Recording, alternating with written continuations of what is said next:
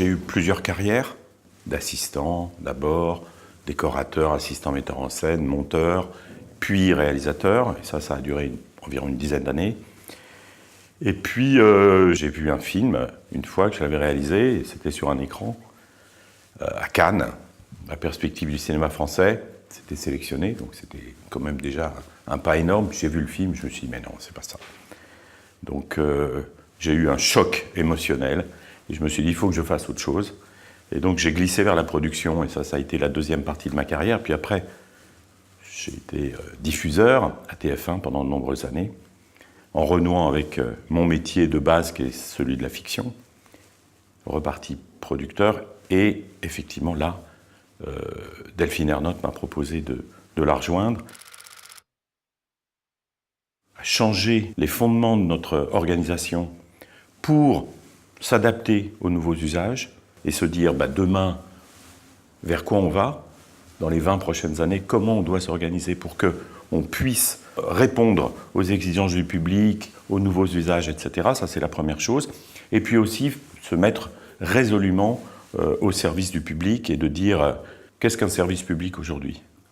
Par rapport à toutes les offres, par rapport à tous les mouvements, par rapport à l'impérialisme, quelque part, des plateformes, comment on peut retourner proche des gens, avoir cette notion de proximité, de répondre à leurs besoins, d'aller au-delà de ça. La plateforme, elle propose des choses extraordinaires et vous les regardez et moi je les regarde aussi, bien sûr. Et c'est effectivement des assez grandes révolutions, y compris non seulement narratives, mais y compris aussi plastiques.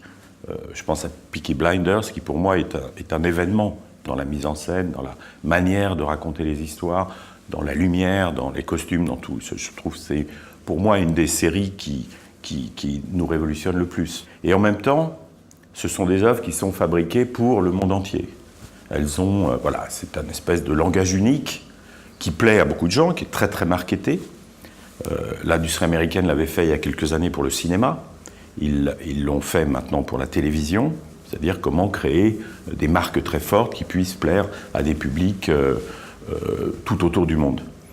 Notre réponse, c'est pas se mettre en concurrence avec eux, parce qu'ils ont des moyens absolument colossaux, mais c'est au contraire de pratiquer la proximité qu'on peut avoir avec nos publics. C'est répondre à leurs besoins quotidiens, c'est répondre à leurs questionnements quotidiens, et puis aussi, c'est leur donner de la distraction, le maximum qu'on peut. Alors pour cela, on a des chaînes linéaires, mais aussi on développe maintenant des antennes numériques. Et d'ailleurs, nous allons annoncer un grand plan pour la fiction numérique qui, elle, s'adressera à d'autres publics qui, malheureusement, nous ont quittés peu à peu, qui sont les publics plus jeunes, et dont, j'espère, nous allons leur offrir des programmes qui les feront revenir vers nous. Vous êtes dans la culture de l'immédiateté. Il y a 2 minutes, j'ai regardé les audiences, et parce que on se dit toujours qu'est-ce qui est arrivé hier soir, et finalement qu'est-ce qui arrivera demain. Il est très très difficile de se projeter à une distance plus longue. Et quand vous êtes producteur, il faut gagner de l'argent, nourrir les équipes, avoir de nouveaux projets, etc. C'est très très difficile. Comment se projeter dans un univers où la technologie change en permanence, où les usages vont à une vitesse fulgurante. Les dernières fictions qu'on a mis à l'antenne, 30% des spectateurs l'ont regardé sur un outil numérique, je veux dire. C'est un bouleversement complet. Et ces 30%, ils étaient 15 il y a 2 ans, et ils étaient 5 il y a 4 ans. Donc ça veut dire que le mouvement, il est en train de s'accélérer, et qu'une simple, et je mets simple entre guillemets, antenne linéaire ne répond plus du tout à ces usages. Bon, c'est le terme consacré. On a besoin de cette révolution, on a besoin de ce moment où on doit se mettre à réfléchir sur nous-mêmes, avec tous les partenaires, et se dire, peut-être, pendant 1 an, 2 ans, on va réduire notre lien avec le public, mais peut-être on va créer un nouveau lien qui correspondra à une autre nouvelle manière de s'exprimer. C'est très dur à faire, parce qu'on se juge toujours sur la veille.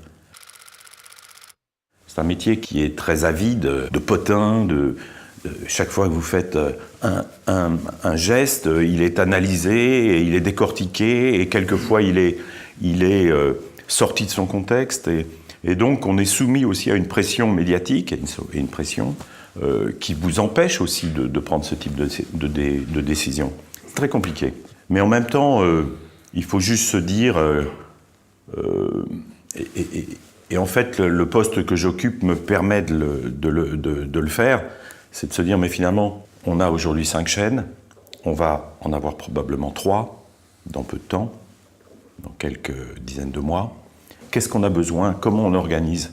Comment on organise notre lien avec le public?